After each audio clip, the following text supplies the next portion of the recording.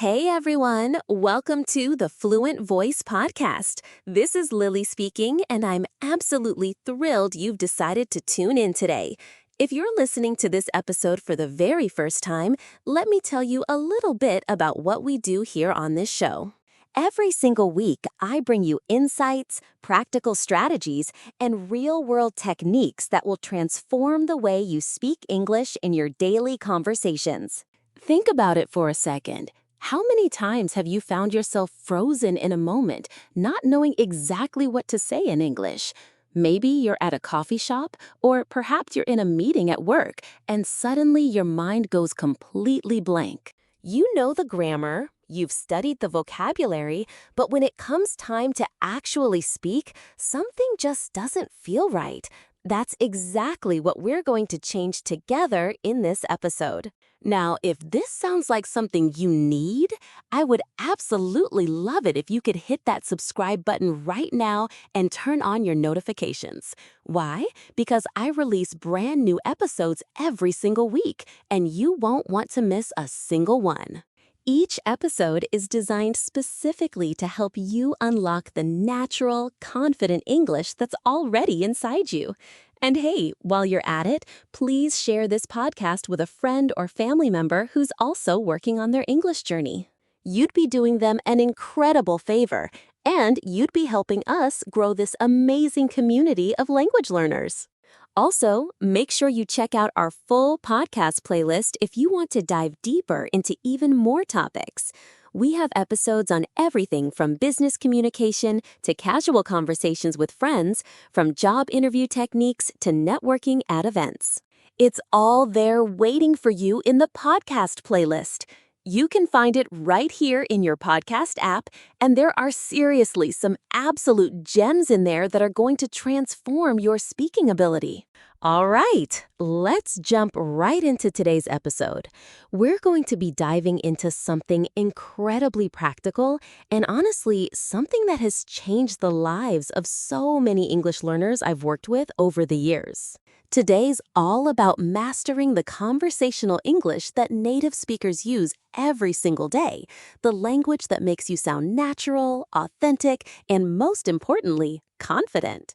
So before we get into the specific phrases and techniques, I want to talk about something really important, and that's understanding what fluency actually means. You see, a lot of people think fluency is about speaking fast or knowing every single word in the dictionary or having perfect grammar all the time. But I'm here to tell you that's not what fluency is at all. Real fluency is about being able to express yourself clearly, naturally, and without constantly pausing to think about what you're going to say next. Think about how a native English speaker talks. They don't use super complicated words. They don't speak at lightning speed. What they do is they use simple, repeated phrases that feel comfortable and natural to them. They speak with confidence because those phrases are part of their everyday thinking patterns, and that's exactly what we're going to build for you in this episode. The reason I want to start with this foundation is because I've noticed that a lot of English learners get stuck trying to sound too formal or too academic. They're so focused on being perfect that they completely forget about the actual goal, which is communication. And communication, my friends, is not about perfection. It's about connection. It's about being understood, and it's about understanding others in return. So let me ask you something. When you have a conversation with someone in your native language, do you think about every single word before you say it? No, you don't. The words just come out naturally because you've been speaking your native language your entire life. Well, that's exactly the feeling we want to create with English. We want to get to a point where you don't have to think. You just speak, and what comes out sounds natural and confident. The way we do that is through something called pattern recognition and repetition. When you hear a phrase over and over again, and you use it over and over again, your brain starts to recognize it as a normal, natural way of expressing yourself. And before you know it, you're using that phrase automatically without even thinking about it. That's fluency. That's what we're building today. All right, so let's start with something really basic but also really important. Greetings and small talk. These are the foundations of human connection. Every single conversation starts with some kind of greeting, and how you handle that moment can set the entire tone for the rest of the conversation. Now, you probably already know how to say hello and how are you, but the thing is, native speakers don't really use those formal phrases very much in their everyday conversations. What they actually use is much more casual and much more interesting.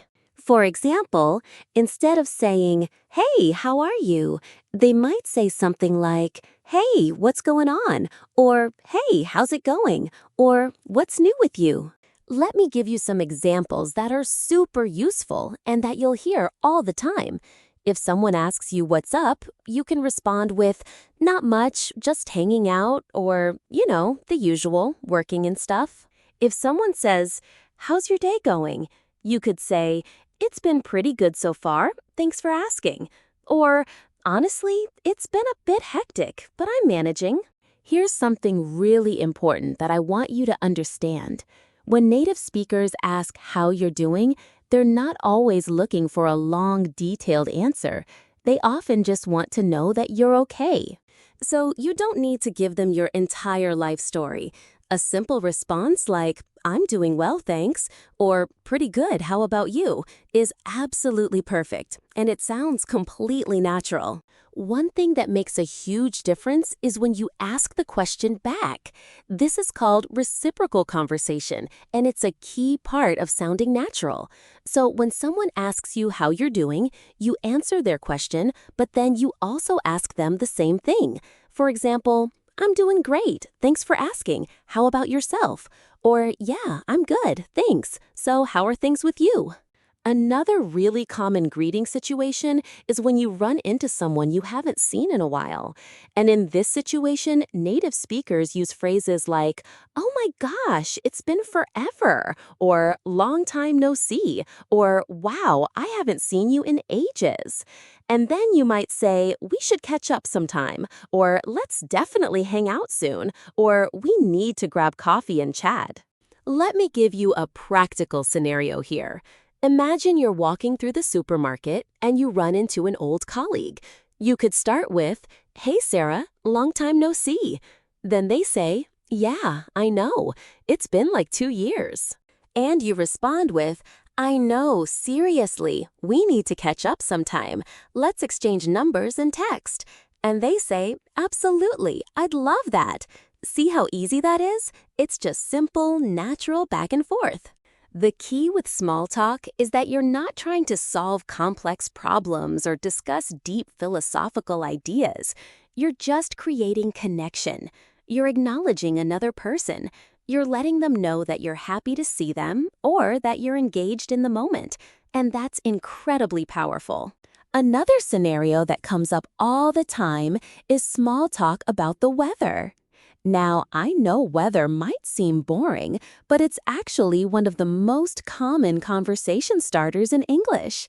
People talk about the weather constantly. So let's get comfortable with it.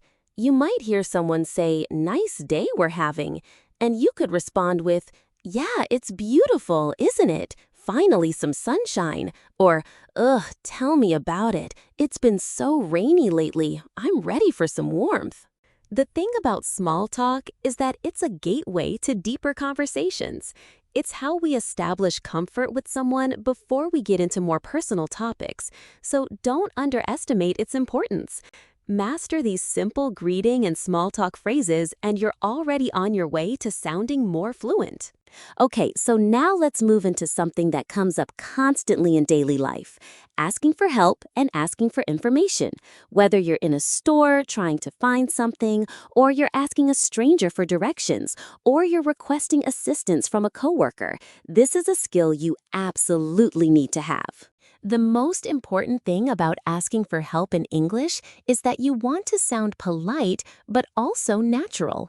You don't want to be too formal because that can make things awkward, but you also don't want to be too casual because you might come across as rude. So we're looking for that sweet spot in the middle. Let's start with some useful phrases. If you want to get someone's attention, you can say, "Excuse me," or "Hey, can I ask you something?" or "Do you have a second?" Once you have their attention, you can ask your question. For example, "I'm looking for the cereal aisle. Do you know where it is?" Or, "Could you tell me where the bathrooms are?" Or, "Do you happen to know if this store is open on Sundays?" Here's a phrase that I absolutely love and that I use all the time. Do you happen to know? This phrase is so gentle and so polite. It doesn't come across as demanding. It gives the other person an out. They can say, "Yeah, I know," or "No, sorry, I'm not sure," and both responses are totally fine. For example, "Do you happen to know where I can find good coffee in this neighborhood?" Or, "Do you happen to know if they accept credit cards here?" Another really useful phrase is "I'm looking for." You can follow this with a specific item or a specific place. "I'm looking for the parking garage," or "I'm looking for someone who speaks Spanish," or "I'm looking for a good recommendation for lunch." This phrase is so useful and so common that you'll hear native speakers use it all the time. Now, let's talk about what to do when someone helps you. Saying thank you is obvious, but let's make sure we're doing it in a natural way. Instead of just saying thank you could say "Thanks so much," or "Thank you so much," or "I really appreciate your help," or "You're a lifesaver, thanks." These versions sound warmer and more. Let me give you a realistic scenario. You're at the airport and you're trying to find your gate. You could approach someone and say, "Excuse me, could you help me find gate B7? They say, "Oh, sure, just go straight down this corridor and turn left." And you respond with, "Thank you so much, I really appreciate it." Easy, right? Here's another common situation. You're at work and you need help with something. You could say, "Hey, do you have a minute? I could use some help with this project." Your colleague says, "Sure, what do you need?" And you explain, "I'm trying to figure out how to use this new software and I'm a bit stuck. Would you be able to walk me through it?" See how that's polite and clear and professional. One more really important thing. Sometimes you don't understand what someone said to you. And instead of pretending you understand when you don't, which can lead to all kinds of problems, you should ask them to repeat themselves. You can say, "Sorry, can you say that again?" Or, "I didn't quite catch that. Could you repeat it?" Or, "I'm sorry, I'm not following. Could you explain that differently?" Native speakers ask for clarification all the time. It's not embarrassing. It's actually the responsible thing to do because it ensures proper understanding. So don't be shy about asking people to clarify or slow down or explain something again. It's completely normal and completely acceptable. All right, so this is such a practical scenario because most of us eat at restaurants or cafes pretty regularly. And being able to order food confidently in English is a skill that will serve you really well. Let's start with the simplest version. You walk up to the counter and you say, "I'll have the chicken sandwich, please." Or you sit down at a table, and when the server comes over, you could say, "I'll have the pasta carbonara." Super simple, super straightforward. But let's add a little bit more sophistication to this. You could say, "I think I'll have the salmon with vegetables." Or, "Can I get the vegetable stir-fry with brown rice instead of white rice?" See how you're being specific and clear about what you want. And if the server offers options like, "What would you like to drink?" you can respond with, "I'll have an iced tea, thanks." Or, "Could I get some water, please?" Here's something that comes up a lot. You want to modify your order. Maybe you want to ask for no onions, or on the side, or extra sauce. You can say, "Could I get that without the tomatoes?" Or, "Can I have the dressing on the side?" Or, "Could I get extra hot sauce, please?" These are all super natural ways to request modifications. Now let's talk about payment. When you're ready to pay, you can say, "Could I get the check, please?" Or, "Can I have the bill, please?" Or, "We're ready whenever you are." And then, when the server brings you the check, you can say, "Thank you so much," or "Thanks, appreciate it." Here's a realistic scenario. You're at a cafe and you're getting a coffee. The barista says, "Hi, what can I get you?" You respond, "I'll have a cappuccino with a double shot, please." They ask, "Would you like that for here or to go?" You say, "To go, please." They ask if you want anything else, and you say, "No, that's it, thanks." They tell you the price, and you pay. Then you say, "Thank you, have a great day." Let's do another one. You're at a restaurant with a friend. The server comes over and asks, "Are you ready to order?" You say, "Yeah, I'll have the grilled fish with the green beans, and my friend will have the pizza." The server asks, "How would you like your fish cooked?" You respond, "Medium well, please." The server says, "Great," and asks, "What can I get to drink?" You say, "2 waters, please." One more scenario. You're at a fast food place. You go to the counter and say, "Hi, can I get a burger with cheese and a large fries, please?" The person asks, "What size drink would you like?" You respond, "Large, please." They ask, "Anything else?" And you say, "No, that's all." They tell you the total, and you pay. The key here is that these interactions follow a pretty predictable pattern. So once you've done it a few times, it becomes really easy and really automatic. And that's when your fluency starts to really shine, because you're not thinking about what to say, you're just saying it naturally. Okay, so we all have opinions, and we all have preferences, and being able to express these in a natural, confident way is a really important part of everyday conversation. Let's start with some basic ways to express that you like something. You could say, "I really like this," or "I love it," or "I'm really into this." Or you could be more specific, like, "I really like how creative this place is," or "I love the atmosphere here." Now, let's talk about expressing that you don't like something. Instead of just saying, "I don't like it," which sounds a bit blunt, you could say, "It's not really my thing," or "I'm not really into it," or "Honestly, it's not my favorite." These versions sound more natural and less negative. Here's a phrase that native speakers use constantly: "to be honest," or "to be perfectly honest." You can use this to preface an opinion, and it makes you sound sincere. For example, "To be honest, I think that movie was a bit long." Or, "To be honest, the food here isn't as good as I expected." Or, "To be perfectly honest, I'm not sure how I feel about this." Another really useful phrase is, "I'm a big fan of." This is a warm way to express enthusiasm. "I'm a big fan of Thai food," or "I'm a big fan of that actor," or "I'm a big fan of how they designed this office." You can also express preferences in a more comparative way. For instance, you might say, "I prefer the Italian restaurant to the Mexican one," or "I like rock music more than pop music," or "I'd rather stay home than go out tonight."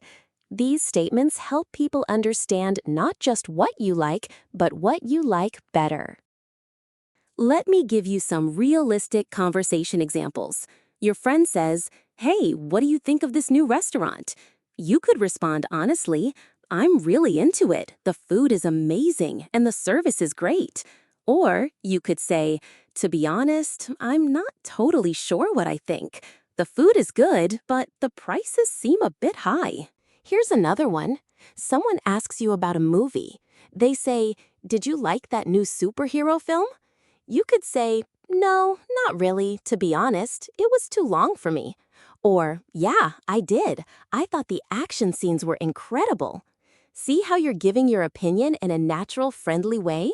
Another situation. Your colleague asks you about your weekend plans. You could say, "I'm thinking about checking out that new hiking trail because I'm really into nature and outdoor stuff." Or, Honestly, I'm just going to relax at home with a book and some coffee because I need a quiet weekend. The key with expressing opinions is authenticity. People can tell when you're being genuine and when you're not. So don't be afraid to share what you actually think. And remember that disagreeing with someone isn't rude as long as you do it respectfully. Making plans with people is something we do constantly, and being able to do this smoothly and naturally in English is really important. Let's start with some basic ways to suggest something. You could say, "Do you want to go get coffee?" Or, "Hey, want to grab lunch?" Or, "We should go see that movie." Or, "Why don't we take a walk together?"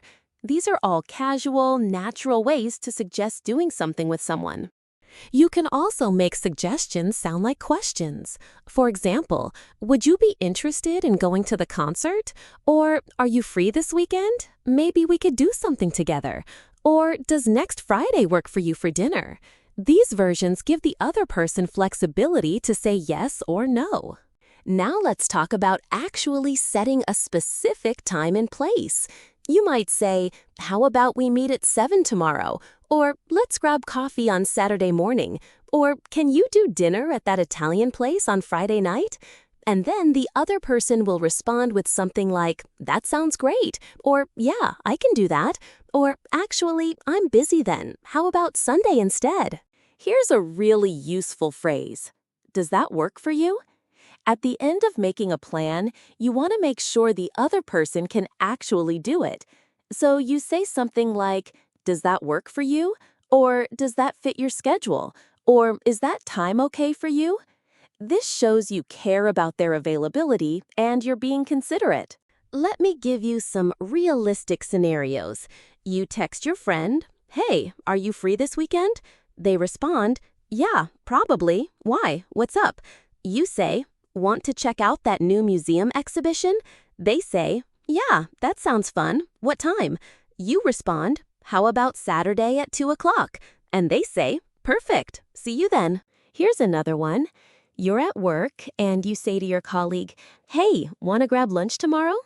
They say, "Sure. Where are you thinking?" You respond, "How about that sushi place we went to last month?" They say, "I'm actually in the mood for something different. How about the new taco place?" You say, "Sounds good to me. What time works for you?" They say, "Around noon, if that's cool." You say, "Perfect, let's do it." Another scenario. Your roommate says, "Hey, there's a concert coming to town next month. Would you want to go?" "Yeah, that sounds awesome. Let's do it. How much are the tickets?" They say, "Not sure. Let me check and get back to you." You say, "Cool, thanks." A few days later, they text you back and say, "Tickets are $30 each." You respond, "I'm in. Buy mine too." The key with making plans is clear communication and showing that you're flexible. People appreciate when you're considerate of their schedule and when you work with them to find a time that works for everyone. So whether you're in a professional setting or a school setting, there are specific types of conversations that come up regularly, and it's really useful to have some phrases ready for these situations. In a professional setting, one common scenario is participating in meetings. If you want to add your thoughts to a discussion, you could say, "Can I jump in here?" Or, "If I may, I'd like to add something." Or, "I have a thought on this." These phrases let you insert yourself into the conversation in a polite way. If you want to disagree with someone respectfully, you might say, "I see what you mean, but I'm thinking maybe we should." Or, "That's a good point, but what if we considered," or, "I understand your perspective, but I wonder if we could try something different." Notice how these phrases acknowledge the other person's idea before you offer your own perspective. In a school setting, if you're confused about something the teacher said, you can raise your hand and say, "I'm sorry, can you repeat that part?"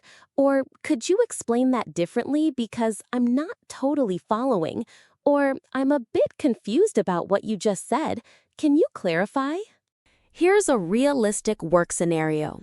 You're in a team meeting and the manager says, "We should cut the budget by 20%. You could say, I understand we need to be cost conscious, but I'm concerned that cutting too much could impact quality. What if we looked at other ways to save money first? See how you're being respectful, but also expressing a concern. Here's a school scenario. Your teacher explains a grammar concept that you don't quite understand. You could say, "Excuse me, could you go through that example again? I'm not sure I understood it the first time." The teacher says, "Sure," and explains it again. You say, "Oh, I get it now. Thank you." Another work scenario. Your colleague suggests an idea in a meeting that you think is great. You could say, "I really like where you're going with this. It's a solid approach." Or, if the idea has potential but needs refinement, you could say, "That's interesting. What if we combined that idea with what we discussed last week?" In a school group project, your classmate might say, "Hey, should we meet to work on this project?" You respond, "Yeah, definitely. When are you free?" They say, "How about Thursday after class?" You say, "Sure, that works. What time and where do you want to meet?" They say, "The library at 4 o'clock." You say, "Perfect. I'll see you there." The professional environment requires a balance between being helpful and collaborative while also being able to express your thoughts clearly, and that's something that comes with practice and confidence. One of the best ways to practice English is to describe your own daily routine. Because it's based on your real life, it's much easier to practice and much more meaningful. Let's start with the basics. When someone asks you what your day is like, you can say something like, "My day's pretty routine, to be honest," or "My day's pretty busy, I'd say." And then you can break it down into the different parts of your day. In the morning, you might say, "I wake up pretty early, around 6:30, and I like to have some coffee before I do anything else." Or, "I'm more of a night person, so I try to sleep in as late as I can, but usually I'm up by 7 or 8. You can talk about your commute. For example, "I take the train to work, which usually takes about 30 minutes. Or, "I drive to work, and it's about 20 minutes, depending on traffic." Or, "I work from home, so I don't have a commute, which is pretty nice." You can describe your work or school day. "I spend most of my day in meetings, which can be exhausting sometimes." Or, "I'm in classes from 9 to 3 with a lunch break at noon." Or, "I sit at my desk and work on projects all day, which requires a lot of focus." You can talk about what you do for lunch. "I usually bring my lunch from home because I like to save money." Or, "I go out to eat with coworkers, which is nice because we get to chat and take a proper break." Or, "I grab something quick from the cafeteria because I don't have much time." You can describe the end of your workday. "Around 5 o'clock, I wrap up for the day and head home." Or, "I usually stay a bit later to finish up anything urgent and then I leave." Or, "Sometimes I stop at the gym on the way home to work out."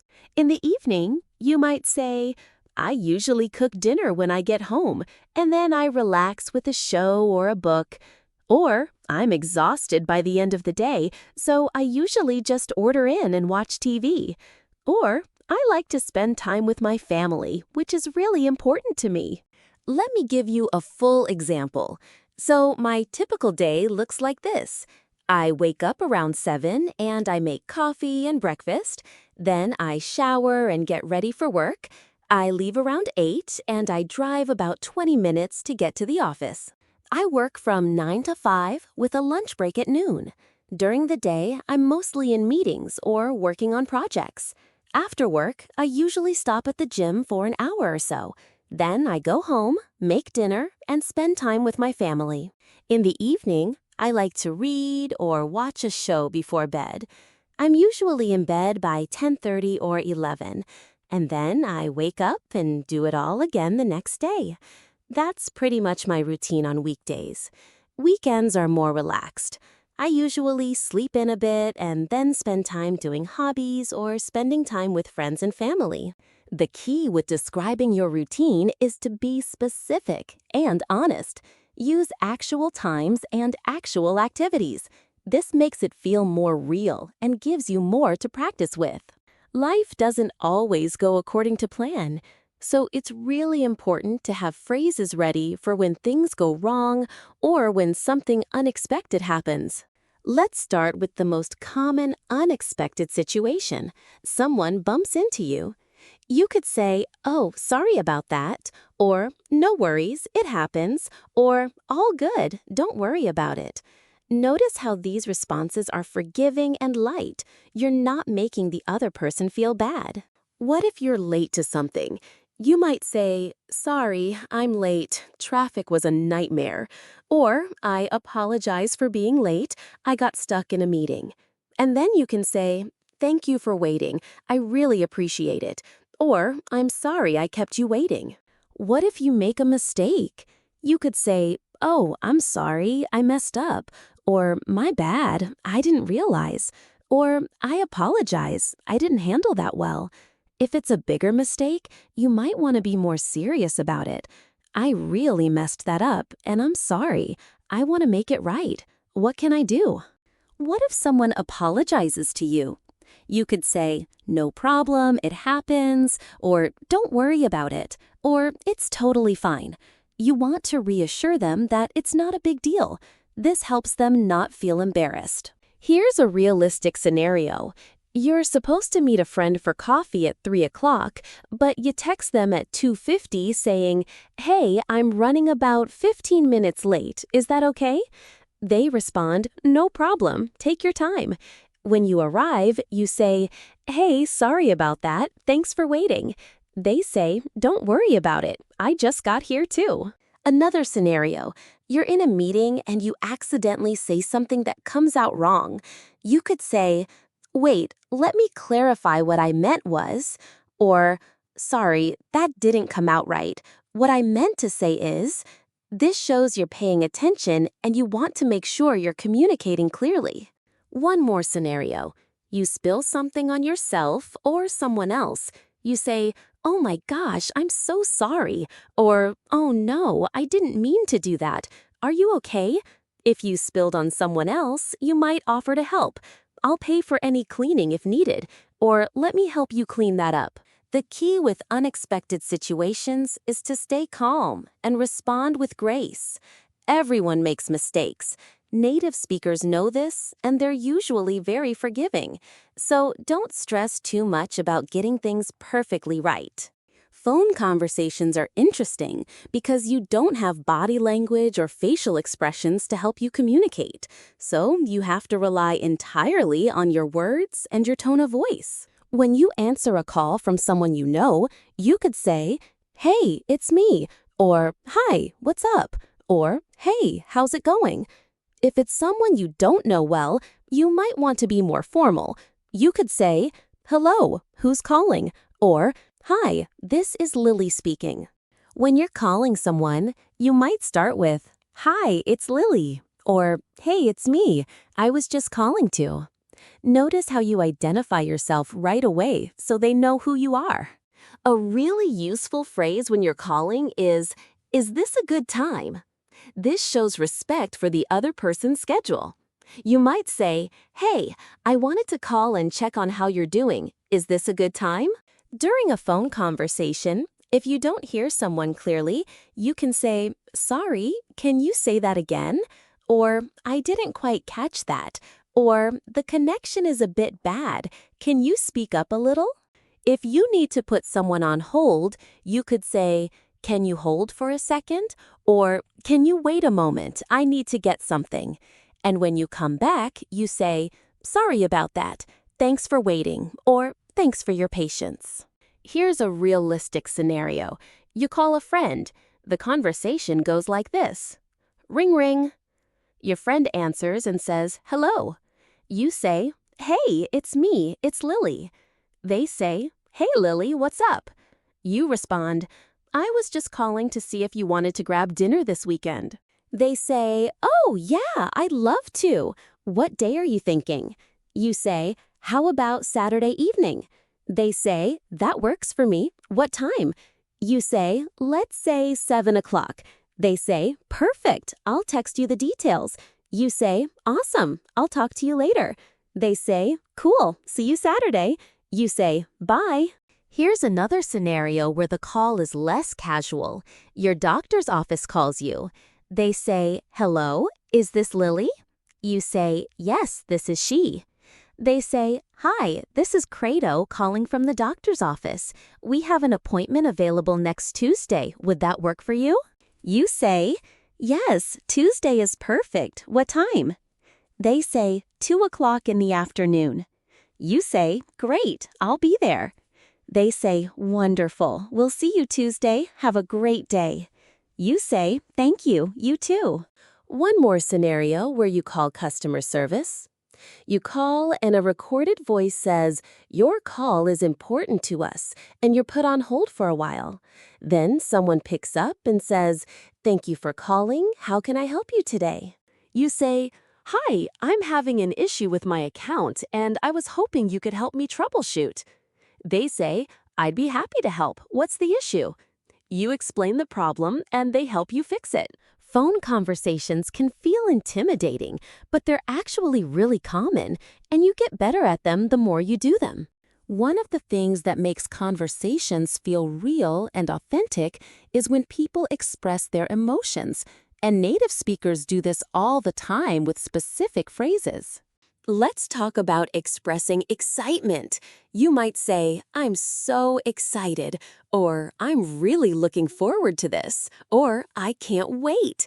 If you're excited about news you just heard, you might say, no way, that's amazing, or that's incredible, I'm so happy for you, or wow, that's fantastic, congratulations. How about expressing disappointment?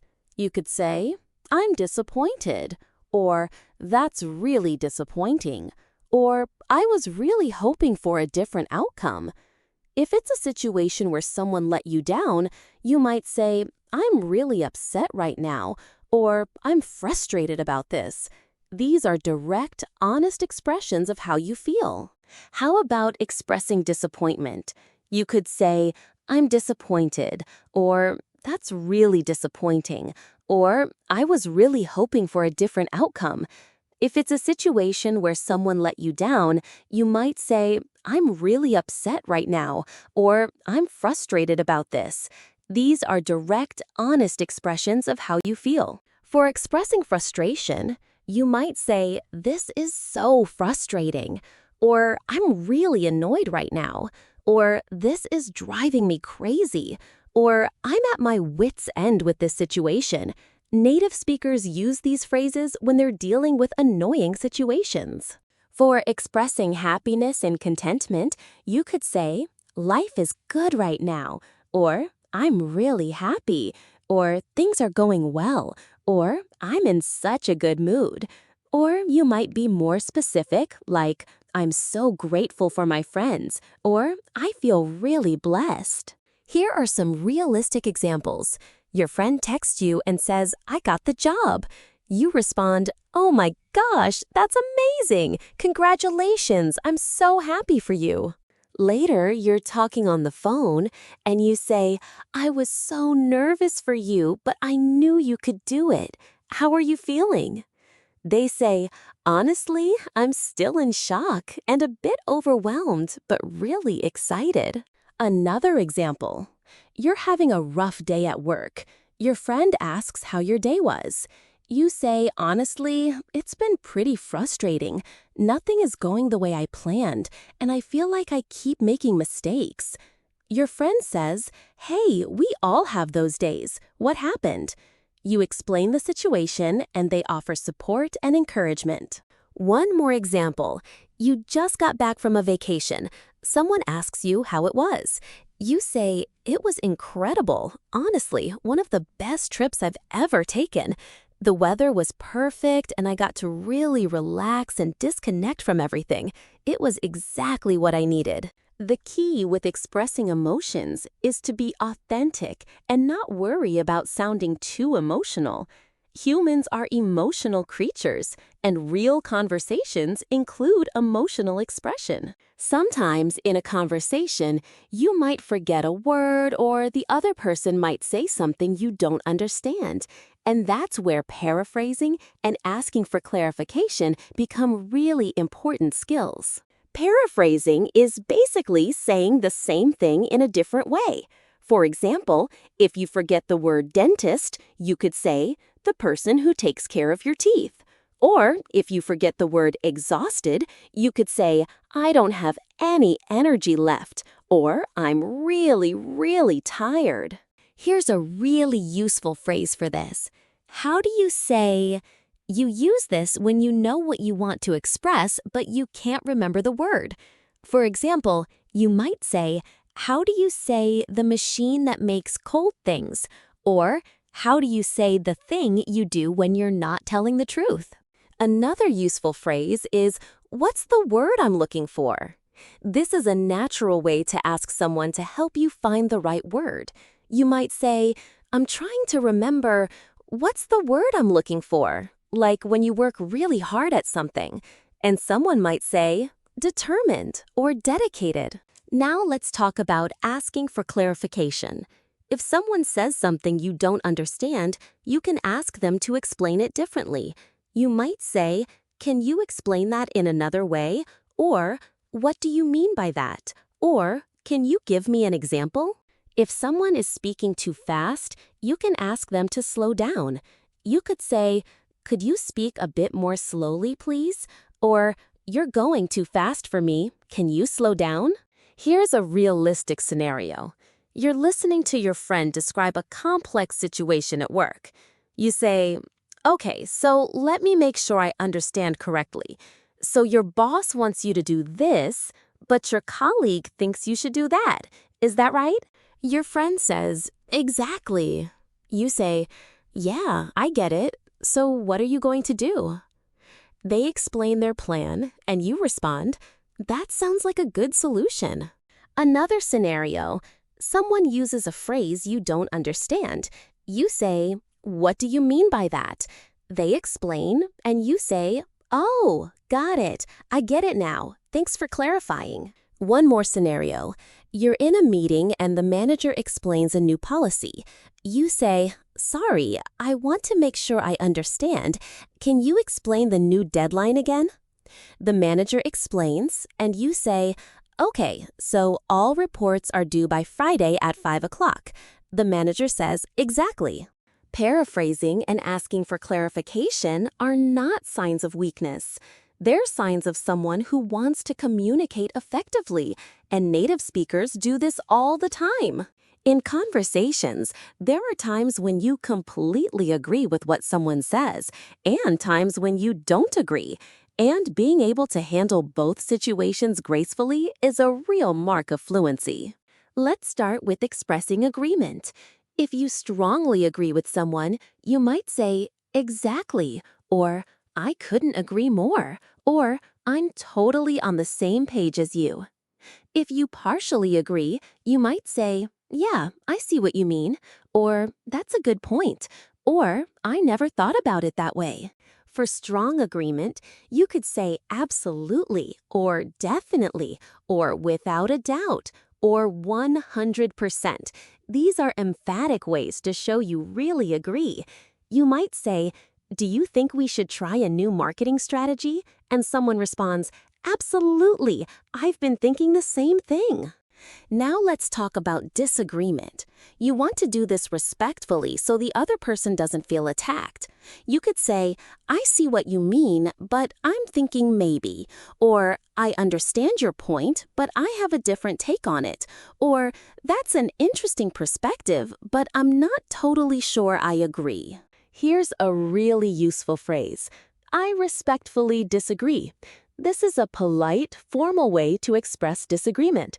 You might say, I respectfully disagree. I think we should keep the current system rather than switching to something new. Another useful approach is to acknowledge the person's point before you share your own perspective.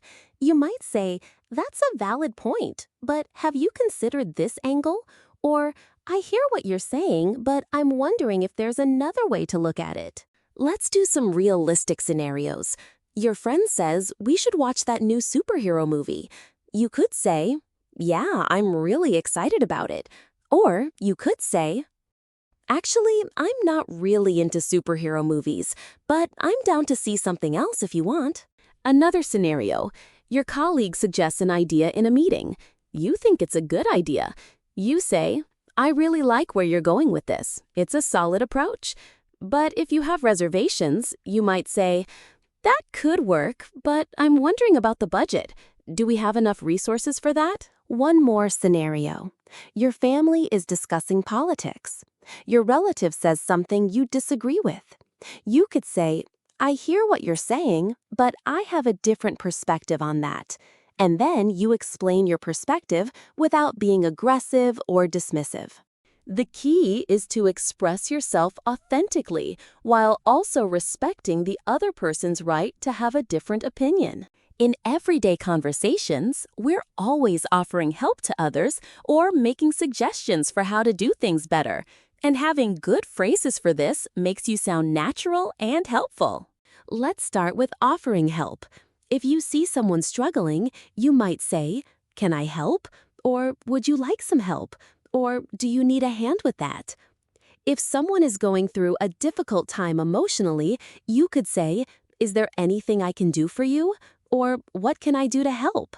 Making suggestions is similar. You might say, how about we try this approach? Or what if we did it this way? Or maybe we could consider this option. These phrases present suggestions as possibilities, not demands. Here's a phrase that native speakers use constantly. Why don't we? For example, why don't we grab coffee and talk about it? Or why don't we take a different route to avoid traffic? Or why don't we order in tonight instead of cooking? Another useful phrase is, let me know if. You use this when you're offering help and telling them to reach out if they need you. For example, let me know if you need anything. Or let me know if you want me to come over. Or let me know if you need help with anything. You can also offer specific help. Instead of saying, can I help, you might say, do you want me to drive? Or can I bring anything? Or would it be helpful if I called them? Being specific shows you've thought about what would actually help. Here are some realistic scenarios. Your friend is moving and you say, I'm happy to help. Would you like me to come over on Saturday? They say, oh, that would be amazing if you don't mind. You say, of course, I don't mind. What time do you want me to come? They say, afternoon is good. And you respond, perfect, I'll be there. Another scenario. Your colleague looks stressed. You say, hey, you seem a bit overwhelmed. Is everything okay? They say, yeah, work is just hectic right now. You respond, let me know if I can help with anything, or if you need to vent, I'm here. They say, one more scenario. You're deciding where to eat. Your friend says, I don't know what I'm in the mood for. You say, how about we try that Thai place we've been wanting to go to? They say, oh, that sounds good. I'm down. You say, perfect, let's do it. Making offers and suggestions shows you're a good friend and a good person, and doing it gracefully makes you sound more fluent. Before you finalize plans or make important decisions, you want to make sure everyone is on the same page. This is where confirming details becomes really important. A phrase that native speakers use all the time is just to confirm, or let me just double check, or just to make sure we're on the same page. You use these when you want to repeat back what you understood to make sure it's correct. For example, you might say, okay, so just to confirm, we're meeting at the coffee shop at 3 o'clock on Saturday, right? Or let me just double check. So the password is my birthday and my mother's maiden name, correct? Or just to make sure, we're on the same page, you're free Friday night and we're going to that concert, right? Another really useful phrase is, did I get that right? You use this after someone has given you information. They might say, the meeting is in conference room B at 2 o'clock, and you respond, so the meeting is in conference room B at 2 o'clock? Did I get that right? You can also clarify by repeating back in your own words. Someone says, I need this report by tomorrow morning, and I need it in Excel format. You respond, okay, so you need it by tomorrow morning, and you want it in an Excel spreadsheet. They say, exactly. Here are some realistic scenarios. You're scheduling a doctor's appointment. The receptionist says, we have an opening Tuesday at 4:30. You say, so Tuesday at 4:30, is that the appointment time? They say yes. You say, great, I'll see you then. They say, perfect, have a great day. Another scenario, you're giving someone directions. You say, so you go straight 2 blocks, then turn left at the light, and it's on your right. They repeat, so I go straight 2 blocks, turn left, and look for it on the right. You say, exactly. They say, okay, thanks so much. One more scenario. Your friend is explaining something complicated. When they finish, you say, okay, so if I understand correctly, what you're saying is this, and you explain your understanding. They say, yeah, exactly, you got it. Confirming details might seem repetitive, but it prevents misunderstandings and shows you're paying attention and taking things seriously. One of the biggest mistakes English learners make is they answer questions with really short responses. This makes conversations feel like question and answer games rather than real flowing conversations. To extend conversations, you need to give more information in your answers and then ask the other person a follow-up question.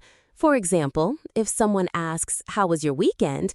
Instead of just saying, it was good, you could say, it was really nice. Thanks for asking. I went hiking with some friends and we had a great time. The weather was perfect. And then you ask, what about you? Did you do anything fun? Here's another example. Someone asks, what do you do? Instead of just saying, I'm a teacher, you could say, I'm a teacher, I teach middle school English, and I really love it. I've been doing it for about 5 years now. And then you ask, what about you? What do you do? The key is to provide context and details that make the conversation more interesting, and then ask the other person a question so the conversation keeps going. Here's a realistic scenario. You meet someone at a party. They ask, where are you from? You say, I'm from Boston originally, but I moved to this city about 3 years ago for work. I really love it here. The people are friendly and there's so much to do. How about you? Where are you from? They tell you and you respond with genuine interest, asking follow-up questions.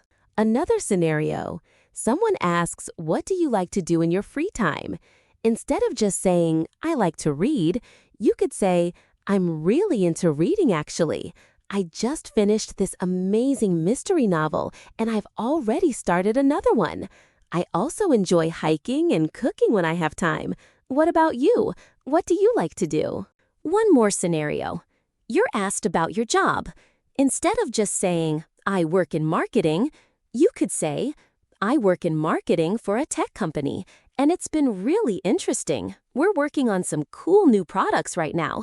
The team is great, but it can be pretty fast-paced and demanding sometimes. By extending your answers and asking follow-up questions, you create actual conversations, not just question and answer exchanges.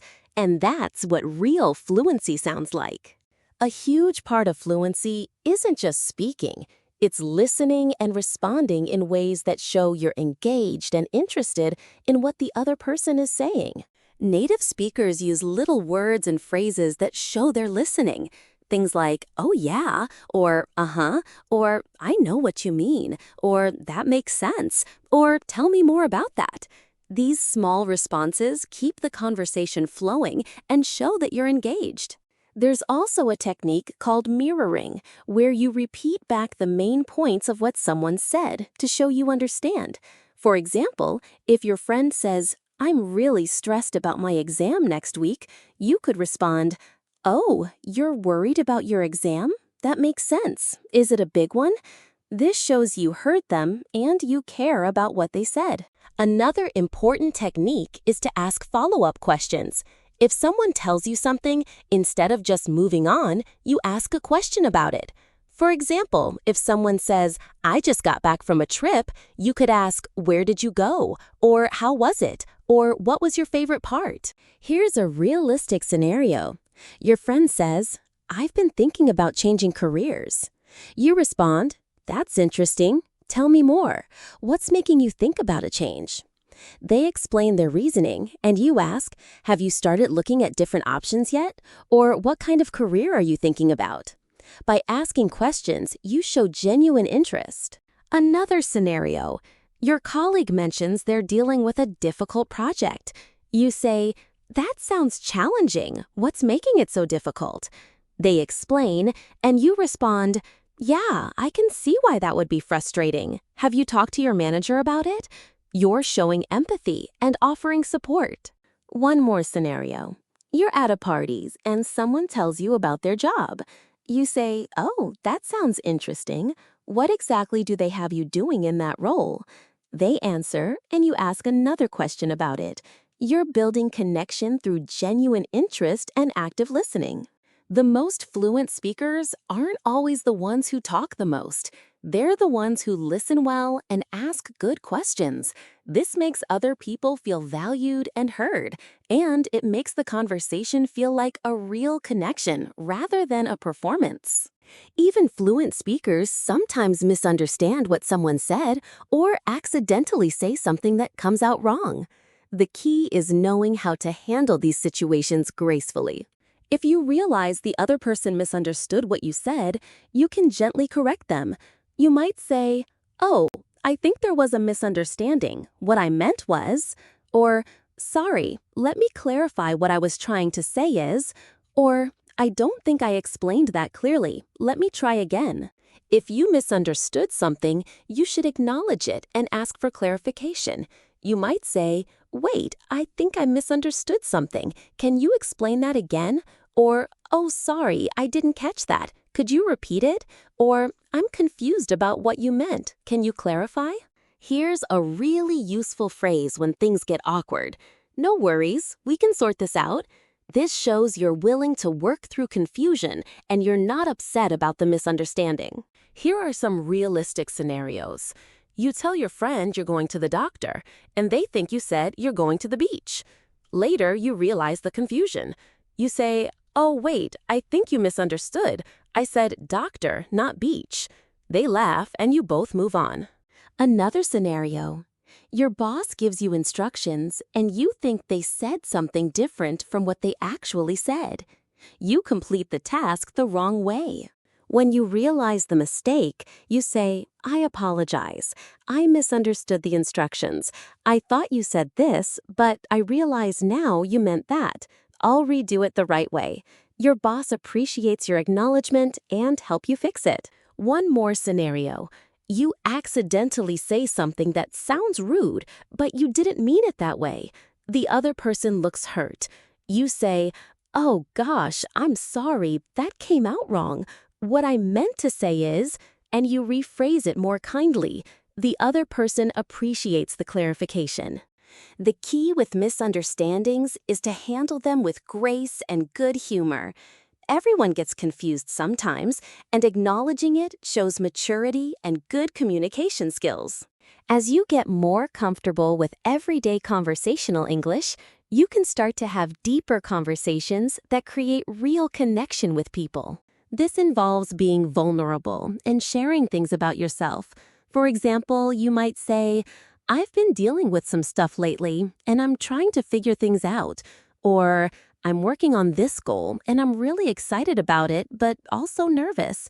Or, "I realize I need to make some changes in my life." When someone shares something vulnerable with you, responding with empathy is key. You might say, "That takes courage. I'm proud of you." Or, "I totally understand where you're coming from. Or, I've been in a similar situation and I know how you feel. You can also use phrases that invite deeper conversation. For example, you might ask, "What's on your mind lately?" Or, "How are you really doing?" And be ready to listen to a real answer, not just the surface level fine. Here are some realistic scenarios. You're having coffee with a friend and they seem a bit off. You say, "Hey, you seem kind of quiet. Is everything okay?" They open up about something they're struggling with. You listen and then say, "I'm really glad you told me, and I'm here if you need anything." You want to go get dinner and talk more about it. Another scenario. Your colleague invites you to get lunch and you two are talking. You say, "So, I've been thinking about going back to school, but I'm not sure if it's the right time. What do you think?" They ask you questions about it and they listen to your concerns. At the end, you say, "Thank you for listening and for giving me your perspective. That really helped me think things through." One more scenario. You open up to your friend about a failure or disappointment. You say, "I really messed up and I'm kinda hard on myself about it." Your friend responds, "Hey, everyone messes up. You're being way too hard on yourself." And then they share a similar story from their own life. You both connect over the shared human experience. These deeper conversations are what create lasting friendships and meaningful connections, and they require vulnerability and genuine communication. Well, native speakers use certain words and phrases that seem to fill space while they're thinking, and using these naturally can actually make your English sound more fluent rather than less. Common filler phrases include like, well, so, I mean, basically, honestly, you see. When you use these naturally throughout your speech, it makes you sound more relaxed and natural rather than robotic. For example, instead of saying, "I think we should try a different approach," a native speaker might say, "So, I think we should try a different approach. That sounds more natural, even though technically the filler words aren't necessary. Another common pattern is to start a thought with "so" or "well." "So I've been thinking about this problem and I have an idea." Or, "Well, there's a few ways we could approach this." You can also use the phrase "I mean" to clarify something. For example, "The movie was long. I mean, really long, like 3 hours long." This shows you're thinking out loud, which is how real speech works. Here's a realistic example. Someone asks you what you think about a situation. You respond, well, I think there are a few different ways to look at it. First of all, there's the practical side of things, and then there's the emotional side. I mean, basically, you have to consider both. Does that make sense? Another example, you're telling a story. You start with, "So, I was at this coffee shop yesterday, right? And I ran into this old friend from college. And we just, started talking, and it was so nice because I haven't seen them in 5 years." I mean, time just flies. Using fillers can actually make you sound more natural and fluent. The key is not to use them in every single sentence, but to sprinkle them throughout your speech so it sounds conversational rather than scripted. Okay, so we've covered so much ground today. We've talked about greetings, asking for help, ordering food, expressing opinions, making plans, work conversations, daily routines, unexpected situations, phone calls, emotions, clarification, agreement and disagreement, offers, confirmations, extending conversations, active listening, handling misunderstandings, deeper connections, and natural speech patterns. But here's the thing. None of this matters if you don't actually practice using these phrases in real conversations. Fluency only comes through repetition and actual use. So here's what I want you to do. Pick 3 phrases from today's episode that resonated with you. Write them down, Practice saying them out loud, and then use them in a real conversation this week. Maybe you use one in a coffee shop when ordering, another with a friend, and another with a colleague. The more you use these phrases, the more automatic they'll become. Your brain will start recognizing them as natural ways to express yourself. And before you know it, you won't even have to think about them anymore. They'll just come out naturally. Another thing that really helps is to practice having mini conversations with yourself. Like, talk yourself through what you would say in different scenarios. Imagine you're ordering food at a restaurant and say out loud what you would say. Imagine you're greeting an old friend and practice what you would say. You can also watch TV shows and movies in English and pay attention to how native speakers use the phrases we talked about today. Pause and repeat the lines you hear. This technique is called shadowing, and it's incredibly powerful for building fluency. You can also watch TV shows and movies in English and pay attention to how native speakers use the phrases we talked about today. Pause and repeat the lines you hear. This technique is called shadowing, and it's incredibly powerful for building fluency. All right, so let me walk you through a few realistic conversations that incorporate many of the techniques and phrases we've talked about today. Conversation 1. You're at a restaurant with a friend. You walk in and the hostess says, "Hello, welcome in. How many today?" "Hi, it's just us two. Do you have a table available?" The hostess seats you and gives you menus. You say, "Thanks so much." Conversation 1. You're at a restaurant with a friend. You walk in and the hostess says, "Hello, welcome in. How many today?" You respond, "Hi, it's just us two. Do you have a table available?" The hostess seats you and gives you menus. You say, "Thanks so much." You say, "Yeah, I'll have the salmon with vegetables, please." Your friend says, "I'll have the spaghetti carbonara." The server asks, "Would you like anything to drink?" You respond, "I'll have an iced tea, thanks." Your friend says, "I'll have water." The server says, "Great, and I'll get those right out for you." While you wait, you chat with your friend. You ask, "So, what's new with you?" They say, "Oh, I got a promotion at work." You respond, "That's amazing. Congratulations. I'm so happy for you. How are you feeling about it?" They say, "Honestly, I'm a bit nervous about the new responsibilities, but I'm excited too." You say, "You're going to do great. You're so talented and hardworking." They say, "Thanks, I really appreciate that." The food arrives and you say, "This looks delicious." You take a bite and say, "Oh, wow, this is really good." Your friend tries theirs and says, "Mine is perfect, exactly what I wanted." You both enjoy your meal and chat throughout. When you're done, the server brings the check and says, "I'll take that whenever you're ready." You look at it and say, "Thanks so much." You and your friend decide to split it. You say, "Let's just split it 50-50. Your friend agrees. You pay the server and leave a tip. On the way out, you say, "Thanks, have a great day." And the server responds, "You too, thanks for coming in." Conversation 2. You're at work and your colleague stops by your desk. They say, "Hey, do you have a minute? I could use some help with something." You respond, "Of course, what do you need?"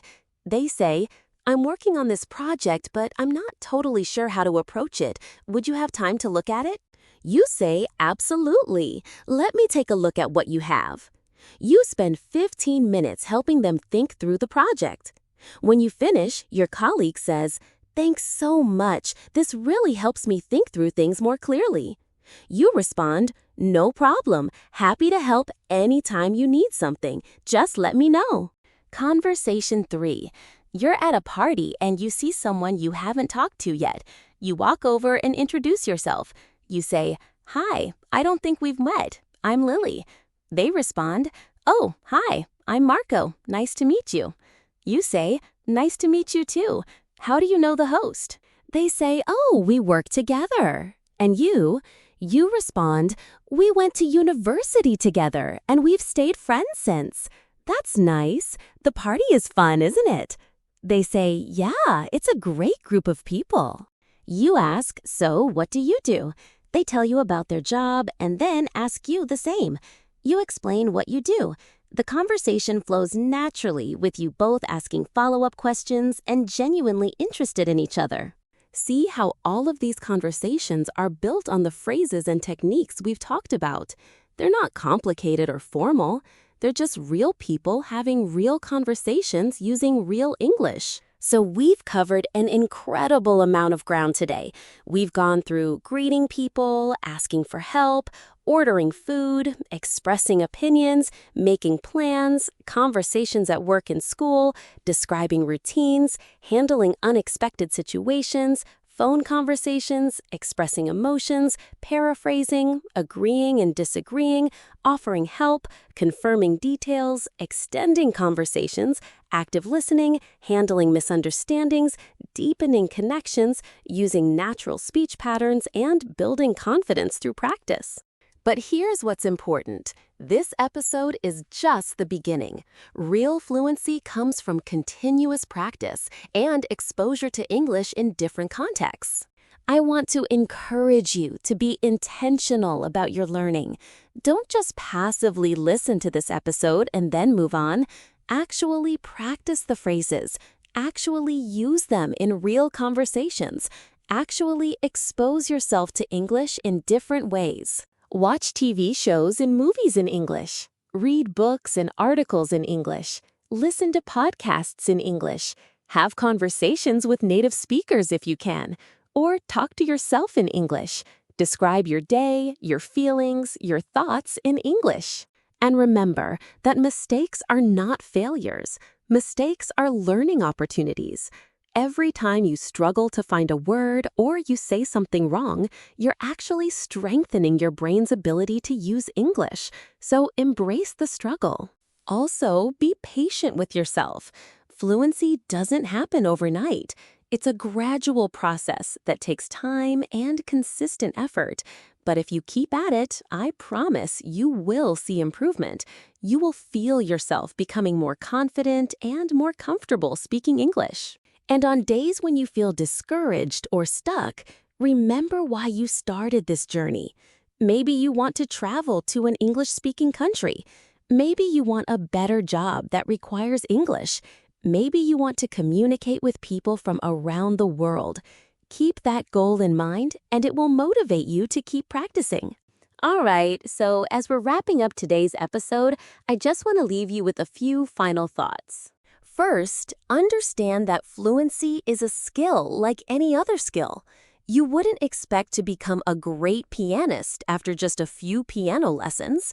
You would practice every single day. The same applies to English fluency. It requires consistent practice and dedication. Second, focus on the phrases and patterns that come up most often in everyday conversation. You don't need to learn every single English word.